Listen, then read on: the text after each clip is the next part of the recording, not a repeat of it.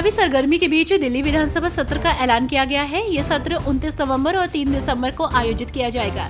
7वीं विधानसभा के 5वें सत्र के रूप में शीतकालीन सत्र आरोप प्रत्यारोप वाला होने वाला है, क्योंकि विपक्ष ने अभी से ही तेवर कड़े कर दिए हैं। इस दौरान भाजपा और आम आदमी पार्टी के बीच जमकर सियासी तेवर देखने को मिलेगा।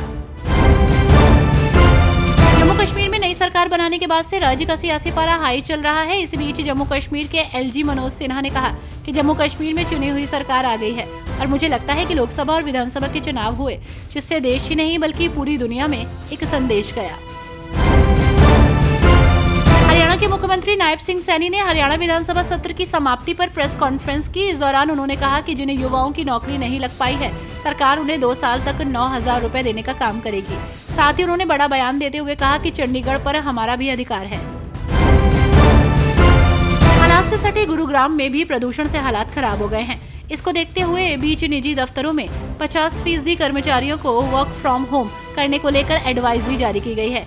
प्रदूषण को देखते हुए जारी किए गए दिशा निर्देशों के मुताबिक वायु गुणवत्ता प्रबंधन आयोग के निर्देश के अनुसार गुरुग्राम में सभी निजी संस्थाओं और कॉर्पोरेट कार्यालयों को 20 नवंबर 2024 से अगली सूचना तक 50% वर्क फ्रॉम होम पॉलिसी लागू करने की सलाह दी जाती है। भारतीय जनता पार्टी के राष्ट्रीय महासचिव विनोद तावड़े ने कहा कि उन्होंने बहुजन समाज अघाड़ी BVA द्वारा लगाए गए इस आरोप को खारिज कर दिया कि भाजपा आगामी महाराष्ट्र विधानसभा चुनाव से पहले पैसा बांट रही थी। नाला सोपार के विधायकों की एक बैठक चल रही थी।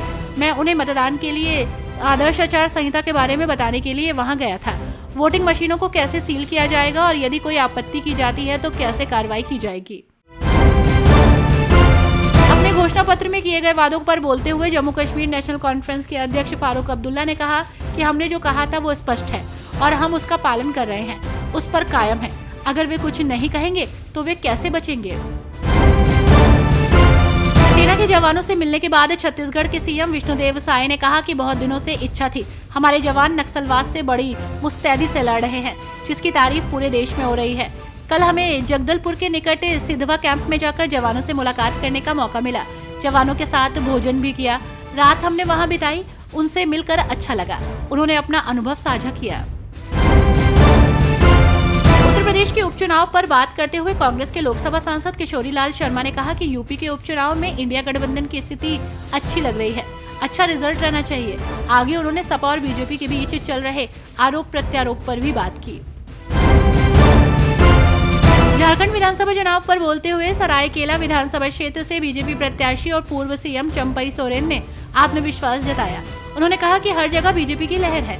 उन्होंने कहा कि राज्य की जनता बदलाव चाहती है। संथाल परगना से लेकर पलामू तक हर जगह बीजेपी की लहर है। झारखंड में जनता कांग्रेस पर भरोसा नहीं करेगी। उन्होंने हमेशा राज्य के लोगों के साथ अन्याय किया है। भाजपा नेता प्रदीप भंडारी ने राहुल गांधी पर हमला बोलते हुए कहा, राहुल गांधी की खटाखट इकोनॉमी पॉलिसी ही वो जगह है जिसके चलते दिल्ली स्थित हिमाचल भवन आज नीलामी की कगार पर पहुंच गया है, क्योंकि हिमाचल प्रदेश की सरकार बिजली कंपनियों को उनका बकाया नहीं दे पाई। इससे ये साबित होता है कि राहुल गांधी की खटाखट इकोनॉमी के अंदर सिर्फ बंटाधार होता है।